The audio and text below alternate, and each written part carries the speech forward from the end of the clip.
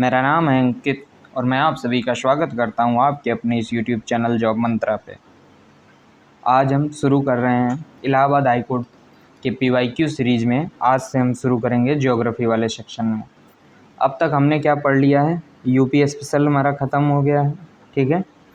और हमने ख़त्म कर लिया है कौन सा पोर्शन अभी तक एक और ख़त्म हुआ, वो है साइंस का पोर्शन ख़त्म हो गया है, ठीक है। तो 2 पोर्शन हमारा ख़त्म हो चुका है PYQ का। आज से हम शुरू कर रहे हैं क्या, जियोग्राफी, ठीक है। चलिए शुरू करते हैं। पहला क्वेश्चन है कि निम्न में से कौन सी फसल या पौधे कीट परागित नहीं होते हैं। कीट परागित का मतलब ये होता है कि जिनमें परागण का क्या मतलब होता है कि जहाँ पराग कोश से पराग का निकल करके जो मादा जननांग है वहाँ तक पहुँच जाना ही क्या कहलाता है, परागण की क्रिया कहलाता है, ठीक है। ये कीट, पक्षी, हवा आदि के द्वारा होता है। तो इनमें से जिस भी माध्यम में परागण कीट के द्वारा होता है उसको बोला जाता है कीट परागण, ठीक है। तो जो इसमें ये पपीता होता है, सरसों होता है, कॉफ़ी होता है, इन सब में कीट परागण होता है। लेकिन जो ये धान का खेत ऐसा होता है जिनमें कीट परागण नहीं होता है। तो जो सी ऑप्शन है इसमें मतलब कि कीट परागण नहीं होता है, ठीक है। अगला क्वेश्चन देखते हैं। किसने अंगूर की फफूंदी को नियंत्रित करने के लिए ताम्र सल्फेट और जलयोजित चूना का प्रयोग करके बोर्डो मिश्रण की खोज की थी। देखिए पहले क्या होता था यूरोप में कि ये एक एक्चुअली में फ्रांसीसी साइंटिस्ट थे। कौन? इसकी खोज एक्चुअल में की थी किसने? ऑप्शन डी, किसके? मिलारडेट ने किया था। किसने? मिलारडेट ने किया था, ठीक है। ये क्या थे? फ्रांस के साइंटिस्ट थे। क्या थे? फ्रांस के रहने वाले थे। तो उस समय जब ये थे तो उन्होंने देखा कि अंगूर के जो खेती होती है उसमें फंजाई लग जा रहे हैं, यानी फफूंदी लग जा रही है, ठीक है। जो फफूंदी लग जा रही है तो उसको कंट्रोल करने का कोई तरीका नहीं मिल रहा था। तो इन्होंने ही बताया कि भाई आप क्या करो कि ताम्र सल्फेट ले लो, ठीक है, और उसमें जल योजित चूना ले लो। दोनों को मिक्स करके जो बनाओगे उससे क्या हो जाएगा, ये जो फफूंदी होगा वो कंट्रोल हो जाएगा। और ये जो कंट्रोल होगा इसी को, ये जो दोनों को मिक्सर बनाया गया इसी का नाम रखा गया क्या? बोर्डो मिश्रण। क्या रखा गया? इसका नाम बोर्डो मिश्रण रखा गया, ठीक है। अगला क्वेश्चन देखते हैं। अल्फांसो आम की किस्म प्रमुखतया किस राज्य में उत्पादित की जाती है? अल्फांसो आम मुख्यतया होता है ये महाराष्ट्र वाले रीजन में। कौन से वाले रीजन में अल्फांसो आम होता है? महाराष्ट्र वाले रीजन में। इसी को ही हापुस भी बोलते हैं। ये जो अल्फांसो आम होता है इसी का दूसरा नाम होता है हापुस, ठीक है। हापुस वाले मतलब कहाँ पे होता है ये? महाराष्ट्र वाले रीजन में, ठीक है। और मेनली सिंधुदुर्ग वाले इलाके में। कई बार क्वेश्चन ऐसे भी बने हुए हैं कुछ एग्जाम्स में कि ये जो अल्फांसो आम होता है ये महाराष्ट्र के किस रीजन में होता है। तो आप इसको ध्यान रखेंगे क्या? सिंधुदुर्ग वाले एरिया में। सिंधुदुर्ग वाले एरिया में जब क्वेश्चन टफ बनाना होता है तो ऐसे ऑप्शन रखे जाते हैं, ठीक है। तो आप इसको भी याद रखिएगा कि ये महाराष्ट्र के सिंधुदुर्ग वाले इलाके में पाया जाता है, ठीक है। लेटराइट मिट्टी में किसकी मात्रा अधिक होती है? देखिए जो ये लेटराइट मिट्टी होती है ये वहाँ पे पाई जाती है कि जहाँ पर बारिश बहुत ज़्यादा होती है, ठीक है। तो ये उष्ण कटिबंधीय आर्द्र जलवायु प्रदेश में होती है तथा जो मानसूनी जलवायु होती है वहाँ भी पाई जाती है। यानी कि कुल मिला के जहाँ भी बारिश की मात्रा बहुत ज़्यादा होगी वहीं पे ये मिट्टी पाई जाएगी। कौन सी? लेटराइट मिट्टी। और ये थोड़ी लाल किस्म की दिखती है। किस कलर की दिखती है? लाल कलर की दिखती है। और ये जो इसका ईंट जैसे लाल रंग होता है ये एल्युमिनियम और आयरन के ऑक्साइड के कारण होता है। एल्युमिनियम के ऑक्साइड या फिर जो आयरन का जो ऑक्साइड है उसके कारण ये लाल कलर का दिखता है। तो इसमें से ऑप्शन दोनों में से क्या दिख रहा है? ये हमको यहाँ पे आयरन और दिख रहा है, ठीक है। तो इसमें से क्या ऑप्शन सही हो गया? ऑप्शन ए सही हो गया, ठीक है। आप हमें कमेंट सेक्शन में बताएंगे कि लेटराइट मिट्टी इंडिया में कौन कौन से रीजन में पाई जाती है, ठीक है। और आप ये भी बताएंगे कि क्या यूपी स्पेशल का भी इसमें क्वेश्चन बन सकता है कि क्या यूपी में लेटराइट टाइप की कोई मिट्टी पाई जाती है या नहीं पाई जाती है, ठीक है। मूंगफली की खेती करने के लिए कौन सी संवर्धन को प्राथमिकता देनी चाहिए? देखिए, जो मूंगफली की खेती होती है उसको मेनली ज़रूरत होती है फास्फोरस की, ज़्यादा ज़रूरत होती है। किसकी ज़रूरत होती है ज़्यादा मूंगफली के खेतों को? फास्फोरस की। तो हम जब इसमें फास्फोबैक्टीरिया यूज करेंगे, क्या? फास्फोबैक्टीरिया, यानी कि ऑप्शन डी। तो ये क्या करेंगे कि ये फास्फोरस स्थिरीकरण को बढ़ावा देंगे, यानी कि जो मिट्टी होगी, मिट्टी में जो वायुमंडल में उपस्थित फास्फोरस हैं उसके ये स्थिरीकरण को बढ़ावा देंगे। तो जो मतलब कि जो हम खाद के रूप में, फर्टिलाइज़र के रूप में फास्फोरस प्रोवाइड कराएंगे तो उसकी मांग कम हो जाएगी और फसल जो होगी वो बेहतर होगी। ठीक है, तो हमको मूंगफली की खेती करने के लिए कौन से संवर्धन को प्राथमिकता देनी चाहिए? फास्फोबैक्टीरिया की। ठीक है, फसल चक्रानुसार मुख्यतः मदद क्या करता है? पहले तो ये देखिए कि क्रॉप रोटेशन होता क्या है। क्रॉप रोटेशन से मतलब होता है कि जैसे आपके पास एक खेत है, ठीक है, इसमें आप ऐसा ना करिए कि एक ही फसल को बार बार बोते रहिए।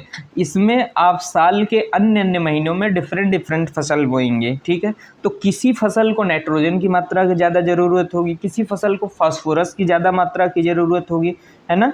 तो आप उस तरह से फर्टिलाइज़र यूज करेंगे। इससे क्या होगा कि जो मिट्टी की जो उर्वरता होगी वो नष्ट नहीं होगी, मिट्टी की जो फर्टिलिटी होगी यानी उर्वरता वो नष्ट नहीं होगी और वो बरकरार रहेगी। तो इसलिए जो इसका ऑप्शन बी है तो ये इसको इम्प्रूव करने में सहायता करता है। ऑप्शन बी यानी मिट्टी की उर्वरता को सुधारने में ये हेल्प करता है। ठीक है, अगला क्वेश्चन देखते हैं।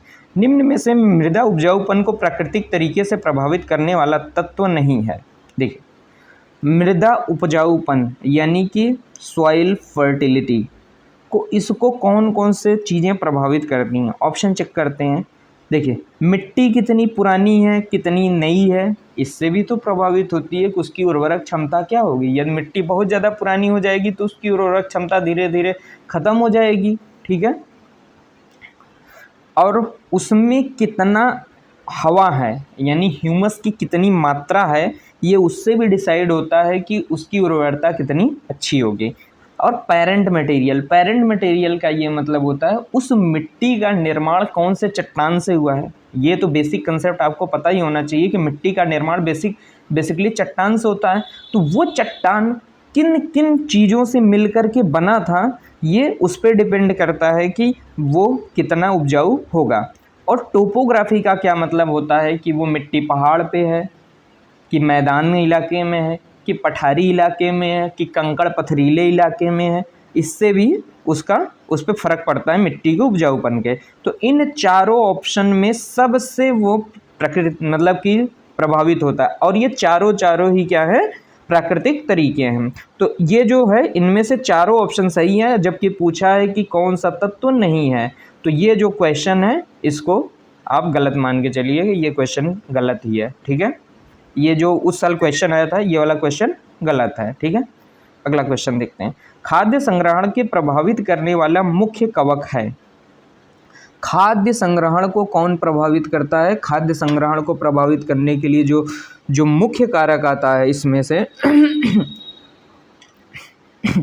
वो है ऑप्शन डी, एस्परजिलस। क्या है? एस्परजिलस। क्या है? एस्परजिलस। इसको आप ऐसे ही रटेंगे। ठीक है, एस्परजिलस, इसका क्या ऑप्शन हुआ? एस्परजिलस। किसानों का ग्रामीण क्षेत्रों में ऋण देने का प्रमुख स्रोत है। देखिए, पुराने ज़माने में क्या होता था कि लोग जो मनी लेंडर होते थे, लोकल यानी साहूकार होते थे, उनसे पैसे लेते थे। लेकिन फिर सरकार ने धीरे धीरे ग्रामीण बैंक आदि खोले। लेकिन अभी क्या है कि अभी जो कोऑपरेटिव बैंक्स हैं गांव में, जो कोऑपरेटिव बैंक खुल गए हैं, यानी कि जो ऑप्शन डी है, कोऑपरेटिव बैंक इस समय इंडिया में सबसे ज़्यादा ग्रामीण क्षेत्रों में बैंक ऋण देने में सहयोग कर रहे हैं। तो इसमें से क्या ऑप्शन सही हो गया? ऑप्शन डी सही हो गया। ठीक है, ये जो चारों मतलब कि जो चारों ऑप्शन है ये चारों ही ऋण दे रहे हैं, लेकिन इनमें से सबसे ज़्यादा जो ऋण प्रोवाइड करा रहा है वो है कोऑपरेटिव बैंक। ठीक है, उर्वरक के 3 मुख्य अवयव कौन से हैं? देखिए, फर्टिलाइजर का यूज किस लिए करते हैं कि यानी मिट्टी में जिस किसी भी चीज़ की कमी होती है उस कमी को पूरा करके जो वो फसल होता है ताकि उसके उपजाऊपन को बढ़ाया जा सके। तो ये जो हम लोग फर्टिलाइज़र यूज करते हैं, मेनली यूज करते हैं हम ताकि उसमें नाइट्रोजन, फॉस्फोरस और पोटेशियम की जो कमी है वो पूरी हो सके। इसलिए इसका क्या ऑप्शन सही हो गया? ऑप्शन ए सही हो गया। क्या? नाइट्रोजन, फॉस्फोरस और पोटेशियम की कमी को दूर करने के लिए ही हम उर्वरक का उपयोग करते हैं। वन महोत्सव किस वर्ष से आरंभ किया गया? वन महोत्सव की शुरुआत हुई है 1950 से। कब से शुरुआत हुआ है ये? 1950 से।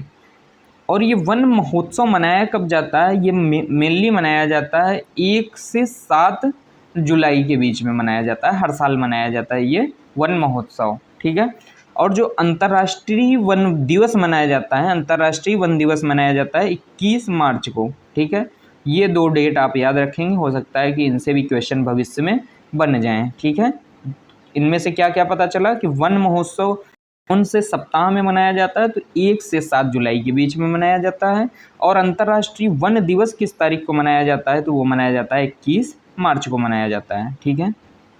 कैसुरीना में नाइट्रोजन स्थिरीकरण योग्यता किससे बनती है? देखिए, कैसुरीना एक पेड़ है, ठीक है। कैसुरीना एक पेड़ है। ये जो जीवाणु होते हैं, बैक्टीरिया कौन से? फ्रैंकिया नाम से जो बैक्टीरिया होता है, इसके साथ सहजीवन संबंध में आ जाता है। किसके साथ? सहजीवन संबंध में आ जाता है। तो ये क्या करता है कि जो फ्रैंकिया होता है, ये किस में सहयोग करता है? नाइट्रोजन स्थिरीकरण में सहयोग करता है। कैसुरीना एक पेड़ है जो किस क्षेत्र में पाया जाता है? समुद्री तट हो गए, जो चट्टानी तट हैं और जो ये रेत के टीले हैं, वहाँ पे पाया जाता है। और उसमें क्या लग जाता है? फ्रैंकिया एक बैक्टीरिया लग जाता है जो कि नाइट्रोजन स्थिरीकरण में योगदान दे रहा है अपना, ठीक है। विश्व में सबसे ज़्यादा रेशम का उत्पादन करने वाला देश कौन सा है? विश्व में सबसे ज़्यादा रेशम का उत्पादन करने वाला देश है चीन, पहले नंबर पे है। इंडिया दूसरे नंबर पे है, ठीक है। चीन पहले नंबर पर है, इंडिया दूसरे नंबर पे, ठीक है। अगला क्वेश्चन देखते हैं। कालाहारी मरुस्थल कहाँ पे स्थित है? जो ये कालाहारी मरुस्थल है, ये एक्चुअली में स्थित है जो कालाहारी मरुस्थल है, ये स्थित है दक्षिण अफ्रीका, नामीबिया और बोत्सवाना के ट्राई जंक्शन पे। यानी कि यहाँ दक्षिण अफ्रीका है, ठीक है। यहाँ बोत्सवाना और नामीबिया और बोत्सवाना के ये ट्राई जंक्शन पे ही जो मरुस्थल स्थित है, उसका नाम है क्या? कालाहारी। तो इन तीनों ऑप्शन में से क्या ऑप्शन सही है? South Africa. बाकी का ऑप्शन में नहीं दिया हुआ है, तो इसलिए इसका ऑप्शन क्या सही हो गया? ऑप्शन ए सही हो गया, ठीक है, साउथ अफ्रीका। दक्षिण अमेरिका का अमेजन क्षेत्र और अफ्रीका का कांगो बेसिन, इनमें से किसमें स्थित है? देखिए, जो ये इक्वेटोरियल रीजन होता है, इक्वेटोरियल रीजन यानी कि जो इक्वेटोरियल वाली लाइन है, भूमध्य वाली जो लाइन है, ठीक है, वो लाइन 13 देशों से होकर के गुजरती है। तो ये जब दक्षिण अमेरिका वाले, अब मैप में चेक करेंगे तो जो दक्षिण अमेरिका वाले रीजन है, तो ये ब्राज़ील से होकर के गुजरती है। जब ये अफ्रीका में आती है तो ये कांगो बेसिन, सोमालिया, इन सब देशों से होकर के ऐसे 13 देशों से होकर के गुजरती है, ठीक है। अब इसको आप अच्छे से आज ये इस कंसेप्ट को देख लेंगे कि किन किन 13 देशों से होकर के गुजरती है ये लाइन, ठीक है। तो हो सकता है भविष्य में ये वाला क्वेश्चन दोबारा रिपीट हो जाए। तो इसमें से क्या सही हो गया? ये कहाँ पर स्थित है? इक्वेटोरियल रीजन में ही ये अमेजन क्षेत्र में आता है। अमेजन क्षेत्र कहाँ पे स्थित है? मेनली ब्राज़ील वाले एरिया में। और अफ्रीका का कांगो बेसिन, ये दोनों कहाँ पे स्थित हैं? इक्वेटोरियल रीजन में ही स्थित हैं, ठीक है। रैट होल उत्खनन में से किस क्षेत्र में स्थित है? ये मेनली स्थित है चेरापूंजी वाले इलाके में। कहाँ पे होता है ये? चेरापूंजी वाले इलाके में। चेरापूंजी कहाँ पे स्थित है? मेघालय में स्थित है। कहाँ पे? ये मेघालय स्थित में। यहाँ से बेसिकली होता है क्या? कोयला निकलता है। क्या निकलता है? कोल निकलता है। ये रैट होल माइनिंग क्या स्पेशल क्वालिटी है? जहाँ पर ये कोयला बहुत पतली परत के रूप में उपस्थित होता है, वहाँ पे और जो विधियाँ हैं माइनिंग की, वो उतनी सक्सेसफुल नहीं है। हालांकि रैट होल जो माइनिंग है वो सबसे रिस्की माइनिंग माना जाता है, लेकिन जहाँ पे पतले परत के रूप में कोयला उपस्थित होता है, वहाँ पे रैट होल माइनिंग ही बेस्ट ऑप्शन होता है, ठीक है। इसलिए जो चेरापूंजी वाला एरिया है, वहाँ पे रैट होल माइनिंग ही होती है। जम्मू कश्मीर में किस प्रकार के जंगल पाए जाते हैं? जम्मू कश्मीर में क्या है? पहाड़ है, पर्वत है। तो जब पहाड़ है, पर्वत है, तो वहाँ पे पर्वतीय वन पाए जाएंगे, यानी कि माउंटेन फॉरेस्ट पाए जाएंगे। तो इसका ऑप्शन क्या सही हो गया? ऑप्शन डी सही हो गया। सह्याद्री को किस रूप में संगायित किया जाता है? यानी कि सह्याद्री को किस रूप में जाना जाता है? देखिए, जो ये सह्याद्री वाला, जो ये इंडिया का ये पश्चिमी घाट वाला रीजन है, तो इसमें ये लगभग गुजरात से ही स्टार्ट हो जाता है। गुजरात, महाराष्ट्र, गोवा, कर्नाटका, केरल तक ये जाता है।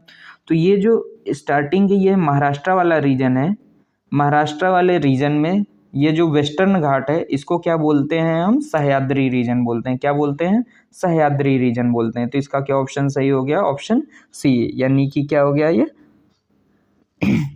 वेस्टर्न घाट सही हो गया। ठीक है, अगला क्वेश्चन देखते हैं। पूर्व मानसून की बारिश की सहायता से आम जल्दी पक जाता है, जिन्हें निम्न में से कुछ राज्यों में आम्र वर्षा कहा जाता है, वे राज्य कौन कौन से हैं? देखिए, इसको भी हमको मैप के ही सहारे समझना पड़ेगा। जब जैसे बारिश आती है, ये समझिए कि इंडिया का ये नीचे वाला रीजन हो गया, साउथ वाला रीजन हो गया। ठीक है, यहाँ से ऐसे ही तो मानसून आता है। तो जब यहाँ पे मानसून आता है, तो पहले यहाँ पे नीचे की ओर केरल है, उसके जस्ट ऊपर की ओर क्या है? कर्नाटका है। ठीक है, तो पहले जो मानसून है सबसे पहले यहीं पे पहुँचता है। तो यहीं पे जो प्री मानसून होती है जो बारिश, वो यहीं पे होती है। प्री मानसून बारिश होगी तो यहाँ पे जो आम होगा वो जल्दी पक जाएंगे। तो ये वाला कौन सा रीजन सही हो जाएगा? ऑप्शन बी, केरल और कर्नाटका वाले रीजन में। ठीक है, ज्योग्राफी समझने का एक सबसे अच्छा कंसेप्ट ये है कि जब भी आपको कुछ भी जहाँ भी डाउट हो, तुरंत मैप उठाइए, मैप से तुरंत देखिए, तो काफ़ी चीज़ें आपको आसान हो जाएंगी। ठीक है, अगला क्वेश्चन देखते हैं। बांग्लादेश में ब्रह्मपुत्र नदी को किस नाम से जाना जाता है? जब देखिए, ब्रह्मपुत्र नदी कहाँ से निकलती है? चेमा युंगडुंग मतलब ग्लेशियर से निकलती है। कहाँ से? तिब्बत से। फिर वहाँ से होते हुए चाइना होते हुए अरुणाचल प्रदेश से इंडिया में इंटर करती है। फिर उसके बाद धीरे धीरे ये बहते हुए बांग्लादेश में इंटर करके चली जाती हैं। जब ये चाइना में होती है तो इसको सांगपो नदी के नाम से जाना जाता है। किस नाम से जाना जाता है? सांगपो नदी से। जब इंडिया में होती है तो इसको ब्रह्मपुत्र के नाम से जानते हैं। जब ये बांग्लादेश में पहुंचती है तो इसको जमुना नाम से पुकारने लग जाते हैं। किस नाम से बुलाने लग जाते हैं? इसी को जमुना नाम से हम बुलाने लग जाते हैं। ठीक है, तो इसका क्या ऑप्शन सही हो गया? ऑप्शन डी सही हो गया। निम्न अनुक्रम में से वह कौन सी नदी घाटी है जिसका भारत में सबसे ज्यादा व्यापक रूप से विस्तार है? देखिए, वैसे तो इनमें इन सब में से यदि पूछा जाए सबसे बड़ी नदी कौन सी है, तो आप ब्रह्मपुत्र ऑप्शन पे टिक लगाएंगे। लेकिन ब्रह्मपुत्र का अभी आपने देखा कि तिब्बत वाले रीजन से निकली है, फिर उसके बाद चाइना वाले रीजन में आई है, फिर यहाँ पे इंडिया वाले रीजन में आई है, फिर उसके बाद ऐसे बांग्लादेश वाले रीजन में गई है। तो जो इंडिया ये टोटल 4 रीजन में बह रही है, तो इंडिया में क्या है कि उतना विस्तार इसका नहीं है। लेकिन जो ये गंगा का विस्तार है इंडिया में सबसे ज़्यादा है। तो इन चारों ऑप्शन में से यदि आपको चुनना हो गया कि इंडिया में सबसे ज़्यादा विस्तार किसका है, तो आप गंगा वाले ऑप्शन के साथ जाएंगे। तो इसका ऑप्शन क्या सही हो गया? ऑप्शन बी सही हो गया। निम्न में से वह कौन सा स्थान है जहां पर मानसून की भारी बारिश होती है? देखिए, वैसे तो बारिश सबसे पहले कहाँ पे अभी हमने देखा था, जो ये मानसून से जब मानसून आता है सबसे पहले ये वेस्टर्न घाट वाले रीजन में ही पहुँचती है। लेकिन यहाँ से होकर के गुजरने के बाद ये पहुँचती है कहाँ पे? ये मेघालय वाले रीजन में, है ना। मेघालय वाले रीजन में 3 पहाड़ियाँ स्थित हैं, गारो, खासी, जयंतिया। क्या है? गारो, खासी, जयंतिया, 3 पहाड़ी ऐसे लगी हुई हैं। इतनी ये जो खासी वाली जो रीजन है, इसी पर ही जो दुनिया में सबसे ज़्यादा बारिश होने वाली जगहें हैं, क्या? मासिन राम, चेरापूंजी, वो यहीं पे स्थित हैं। तो यहाँ पे जो हैवीएस्ट रेनफॉल हमको देखने को मिलता है वो मिलता है खासी की पहाड़ियाँ, यानी कि मेघालय वाले रीजन में जो खासी की पहाड़ी है उस वाले रीजन में। तो क्या ऑप्शन सही हो गया? ऑप्शन बी सही हो गया। ठीक है, अगला क्वेश्चन देखते हैं। प्रायद्वीपीय पठार में उच्चतम चोटी है, सबसे ऊंची चोटी कौन सी है? अनाई मुड़ी, ये सबसे ऊंची चोटी है। डोडा बेट्टा ये कौन सी, सेकंड नंबर की है। तो इसमें से क्या ऑप्शन सही हो गया, ऑप्शन बी सही हो गया। अनाई मुड़ी सबसे ऊंची चोटी है। ठीक है, अगला क्वेश्चन देखते हैं। निम्न में से कौन सा राज्य म्यांमार के साथ अपनी सीमा साझा नहीं करता है। इंडिया के सबसे ईस्टर्न वाले रीजन में चले जाइए, ऐसे है। तो यहाँ पे जो सबसे पहले ऊपर की ओर क्या है, अरुणाचल प्रदेश है। ठीक है, उससे नीचे हमको देखने को मिलता है नागालैंड देखने को मिलता है। उसके नीचे क्या देखने को मिलता है, मणिपुर देखने को मिलता है। और उसके नीचे क्या है, मिजोरम। तो ये जो 4 स्टेट हैं इंडिया के, ये डायरेक्ट बॉर्डर साझा करते हैं किसके साथ, म्यांमार के साथ। तो इनमें से जो अरुणाचल प्रदेश है, मिजोरम है, मणिपुर है, ये किसके साथ साझा करते हैं बॉर्डर अपना, म्यांमार के साथ। जबकि जो सिक्किम है, सिक्किम जो स्थित है, ये स्थित है, जैसे ये सिक्किम है, ठीक है, सिक्किम है। सिक्किम के वेस्ट साइड में क्या है, नेपाल है। और नॉर्थ साइड में क्या है, नॉर्थ साइड में चाइना है। ईस्ट साइड में इसके क्या है, भूटान स्थित है। और नीचे की ओर क्या है, यहाँ पे पश्चिम बंगाल स्थित है। ठीक है, तो ये वाला जो रीजन है, सिक्किम किसको किसको टच कर रहा है, नेपाल को, चाइना को और भूटान को। ठीक है, तो ये म्यांमार को टच नहीं करता है। तो इसलिए इसका क्या ऑप्शन सही हो गया, ऑप्शन सी सही हो गया। हरित क्रांति से भारत में कौन सी फसल के उत्पादन में बढ़ोतरी नहीं हुई है। जो कह रहा है, क्या क्वेश्चन है कि हरित क्रांति के साथ हरित क्रांति वाले रीजन से तो इंडिया में कौन से